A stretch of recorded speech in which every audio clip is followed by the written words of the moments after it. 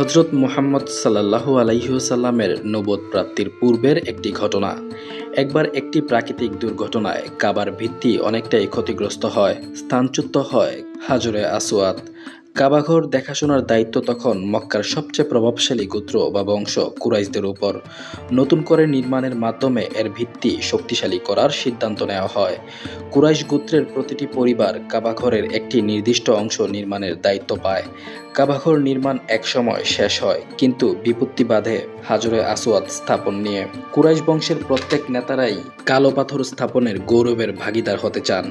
এ নিয়ে মতানৈক্য ও দ্বন্দ্ব এমন পর্যায়ে পৌঁছালো যে তা সময়মতো না ঠেকালে সর্বাত্মক যুদ্ধের আশঙ্কা।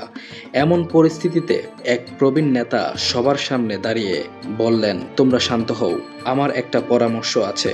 আমরা আগামীকাল সকাল পর্যন্ত অপেক্ষা করব এবং নজর রাখব কে সর্বপ্রথম কাবাঘরে প্রবেশ করে। কাল সকালে যে লোক সর্বপ্রথম কাবাঘরে প্রবেশ করবে তিনি এ সমস্যার সমাধান করবেন। তার প্রস্তাবে সবাই সম্মত হলেন।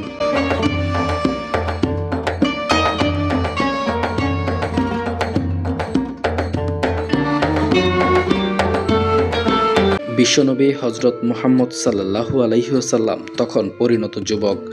দেখা গেল আরবের আল আমিন খ্যাত হজরত মুহাম্মদ সাল্লাল্লাহু আলাইহি ওয়াসাল্লাম সর্বপ্রথম কাবাঘরে এলেন। ঘটনার বর্ণনা করে সবাই তার কাছে সমাধান চাইলেন। বিশ্বনবী হজরত মুহাম্মদ সাল্লাল্লাহু আলাইহি ওয়াসাল্লাম তখন তাৎক্ষণিক এর একটা সমাধান বের করলেন। প্রত্যেক গোত্র একজন করে প্রতিনিধি নিয়ে পাথরের কাছে গেলেন। এরপর বিশ্বনবী তার নিজের চাদর বিছিয়ে স্বহস্তে হাজরে আসওয়াদ তুলে চাদরের মাঝখানে রাখলেন। এবার গোত্রের প্রতিনিধিদের বললেন, সবাই চাদরখানা ধরে পাথরটি যথাস্থানে নিয়ে চলুন। নবীর চমৎকার এই পদ্ধতিতে সন্তুষ্ট হয়ে সবাই তাই করলেন।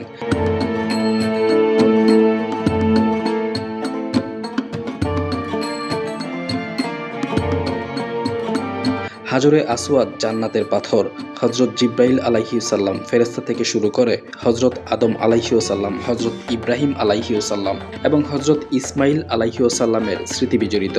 অতএব এ পবিত্র পাথর যুবক বিশ্বনবী হজরত মুহাম্মদ সাল্লাল্লাহু আলাইহি ওয়াসাল্লামের পবিত্র হাতেই যথাস্থানে স্থাপিত হলো।